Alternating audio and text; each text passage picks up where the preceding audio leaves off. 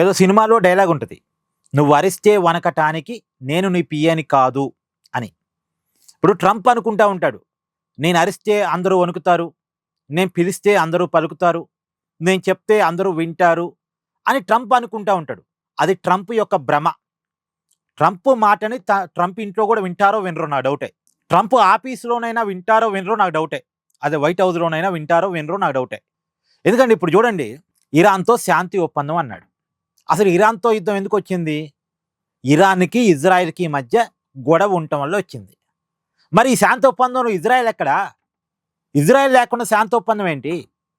నేను నిన్న కూడా చెప్పాను, ఈ శాంతి ఒప్పందం తాత్కాలికమే, ఇది పనికిరాని ఒప్పందం, ఇది పర్మనెంట్ సొల్యూషన్ కాదు. పర్మనెంట్ సొల్యూషన్ కావాలి అంటే ఇరాను, ఇజ్రాయెల్, అమెరికా ముగ్గురు కూర్చొని మాట్లాడుకోవాలి. యుద్ధంలో ముగ్గురు ఉన్నారుగా. యుద్ధంలో ముగ్గురున్నప్పుడు చర్చల్లో కూడా ముగ్గురు ఉండాలి కదా. ఇప్పుడు ఇజ్రాయెల్ ఏముంటుంది, నాకు సంబంధం లేదు ఆ శాంతితోటి అంటుంది, ఆ ఒప్పందంతో నాకు సంబంధం లేదు అంటుంది. నిన్న లెబనాన్ మీద దాడి చేసింది. లెబనాన్ మీద దాడి చేయటం మీద ఇరాన్ సీరియస్ అయింది. ఇరాన్ కూడా పోయి మళ్ళీ ఇజ్రాయెల్ మీద, గల్ఫ్ దేశాల మీద దాడి చేసింది. ఇంకెక్కడ శాంతి? శాంతి ఒప్పందం మీద సంతకాలు అని చెప్పిన 2 గంటలు కూడా శాంతి లేదు కదా. తాత్కాలిక ఒప్పందం 2 నెలలు అన్నారు. 2 నెలలు కాదు, 2 గంటలు లేదు శాంతి ఒప్పందం. ఎందుకు లేదు? ట్రంప్ మాటని నెతన్యాహు వింటలేదు, అంటే ఇజ్రాయెల్ వింటలేదు అమెరికా మాటని. సో ఇరాను శాంతి ఒప్పందాన్ని గౌరవించడం లేదు. ఇక్కడ ఎవరి మీద ఎవరికి నమ్మకాలు లేవు. పరస్పర గౌరవాలు, నమ్మకాలు, ప్రేమలు లేకుండా ఒక బాండింగ్ ఎలా కుదిరిద్ది? ఒక ఒప్పందం ఎలా కుదిరిద్ది? ఒక డీలు, ఒక కంక్లూజన్కి ఎలా వస్తుంది? రాదు కదా. ఇప్పుడు ట్రంప్ మనస్ఫూర్తిగా కూర్చొని నెతన్యాహును కూడా ఒప్పించి ఇరాన్ని కూర్చోబెట్టి మాట్లాడి ఒక డీల్కి తీసుకొస్తే దానికి ఒక వాల్యూ ఉంటుంది.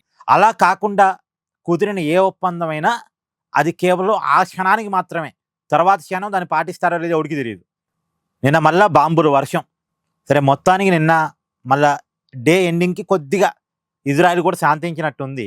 శాంతిస్తే పర్లేదు, కానీ ఇప్పటికైతే ఇరాన్, అమెరికా మధ్య కుదురుతున్న డీల్కి ఇజ్రాయెల్ ఓకే చేయట్లేదు. ప్రస్తుతానికి ఇరాన్ కూడా మాకు ఓకే కాదని చెప్పేసింది. దాని చర్చలు ఆగిపోయినాయి.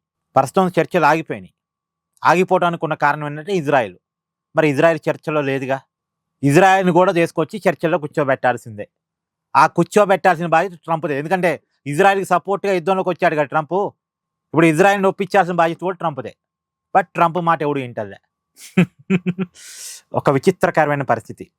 యుద్ధం ఎలా ముగిసిద్ది, ఎప్పుడు ముగిసిద్ది, ఎలా అనేది చూడాలి. ఇక్కడ మీ అభిప్రాయాన్ని కూడా కామెంట్ చేయండి. Please do like, share and subscribe this channel.